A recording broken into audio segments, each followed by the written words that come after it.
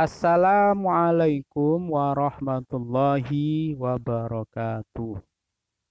Selamat pagi semuanya, selamat berjumpa kembali dengan saya dalam pelajaran pendidikan ke-NU-an. Pada kesempatan kali ini kita akan melanjutkan materi seputar peringatan Maulid Nabi. Namun sebelumnya mari kita awali pertemuan ini dengan membaca doa terlebih dahulu. Mudah-mudahan diberikan kemudahan, kelancaran, dan keberkahan, serta kesehatan untuk kita semuanya. Al-Fatihah. A'udzubillahiminasyaitonirrajim. Bismillahirrahmanirrahim. Alhamdulillahirabbil alamin. Arrahmanirrahim. Maliki yaumiddin. Iyyaka na'budu wa iyyaka nasta'in. Ihdinas siratal mustaqim. Siratal ladzina an'amta 'alaihim ghairil maghdubi 'alaihim waladdallin. Bismillahirrahmanirrahim. Raditu billahi rabba wa bil islami dina wa bi muhammadin nabiyya wa rasula rabbi zidni ilma warzuqni fahma amin ya rabbal alamin. Baik, kita lanjutkan. Materi kita kali ini adalah rangkuman dari materi-materi yang kemarin sudah saya jelaskan ya tentang peringatan Maulid Nabi Muhammad Sallallahu Alaihi Wasallam. Sesungguhnya Allah dan malaikat-malaikatnya bersolawat untuk Nabi. Wahai orang-orang beriman, bersolawatlah kalian untuk Nabi dan ucapkanlah salam penghormatan kepadanya. Innallaha wa malaikatahu yusalluna 'alan nabi ya ayyuhalladzina amanu sallu alaihi wasallimu taslima.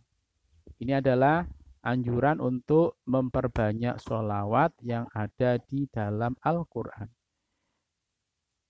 Rangkuman materi hari ini yang pertama adalah kata maulid dalam bahasa Arab merupakan isim zaman atau isim makan yang menunjukkan arti waktu atau tempat.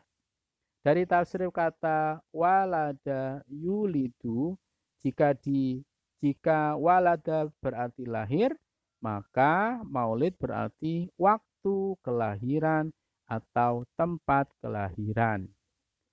Yang kedua, perintis peringatan Maulid Nabi Muhammad Sallallahu Alaihi Wasallam adalah Raja Mudhafar Abu Sa'id Al-Ka'buri bin Zainuddin Ali bin Buktikin.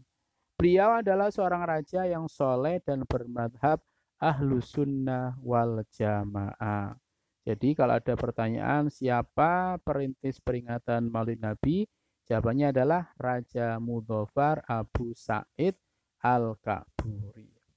Yang ketiga, dasar hukum peringatan Maulid Nabi Muhammad Sallallahu Alaihi Wasallam ada yang pertama adalah Al-Quran surat Yunus ayat 158 dan juga surat Al-Anbiya ayat 107. Dan yang terakhir adalah surat Al-A'raf ayat 157. Yang kedua, hadis Nabi yang diriwayatkan oleh Imam Muslim. Ya, kemarin sudah kita jelaskan itu. Yang ketiga, pendapat ulama dalam kitab Al-Hawi lil Fatawi karya Imam Jalaluddin As-Suyuti dalam kitab Tarikh Ibnu Asyakir dan Madaris Su'ud Sara Al-Barzanji. Jadi ini adalah landasan peringatan Maulid Nabi Muhammad SAW. Ada dari Al-Quran, dari hadis, dan pendapat para ulama. Kemudian yang keempat, isi dari peringatan Maulid itu apa saja?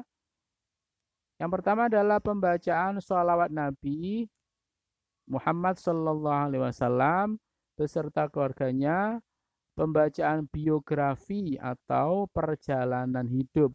Jadi kalau ada pertanyaan apa itu biografi, jawabnya adalah perjalanan hidup ya.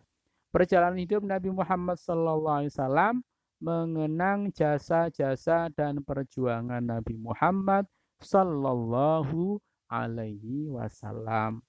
Menghayati kemuliaan Nabi sebagai suri tauladan atau uswatun hasanah. Dan juga meningkatkan syiar agama Islam dan meningkatkan kepedulian sosial dan sebagainya. Jadi peringatan Maulid Nabi itu ada beberapa rangkaian acara, ada bakti sosial, ada pembacaan sholawat Nabi, dan juga ada mauidhah hasanah. Ini terangkum dalam peringatan Maulid Nabi Muhammad Sallallahu Alaihi Wasallam. Yang kelima, hikmah apa yang bisa kita ambil dari peringatan Maulid Nabi? Hikmah memperingati Maulid Nabi Muhammad SAW. Yang pertama, mengenal figur teladan bagi seluruh umat. Jadi kita lebih mengenal seperti apa sosok Nabi Muhammad SAW sebagai Nabi terakhir, Nabi panutan uswah hasanah untuk kita semuanya. Yang kedua adalah meningkatkan kecintaan atau mahabbah kepada Nabi Muhammad SAW. Timbul rasa cinta karena memperingati Maulid Nabi Muhammad SAW itu sebagai bentuk bukti rasa cinta kita kepada Nabi Muhammad SAW.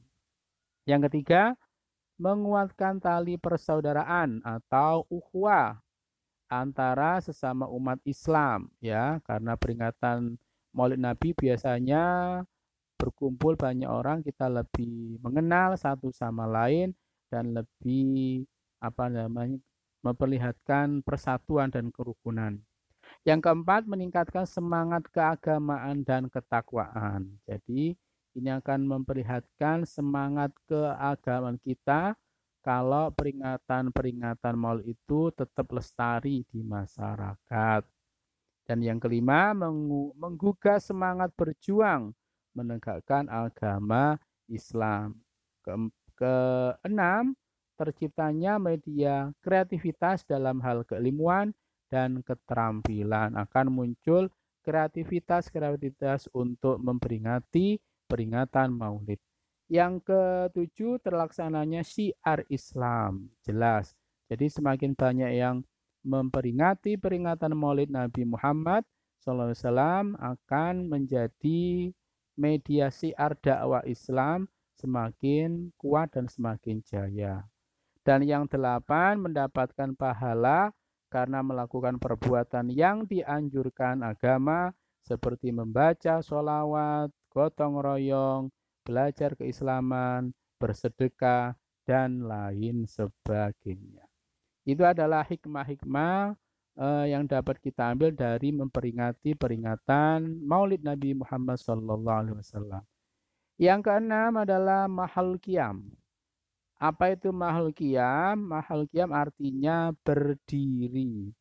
Ketika membaca sholawat atau dalam masyarakat Nahdlatul Ulama dikenal dengan sebutan srokalan atau sirokalan.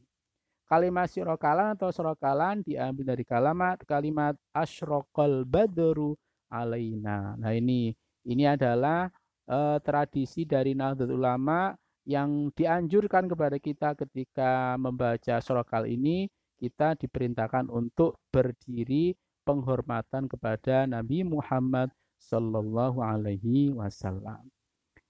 Begitu ya yang bisa kita sampaikan pada kesempatan pagi hari ini.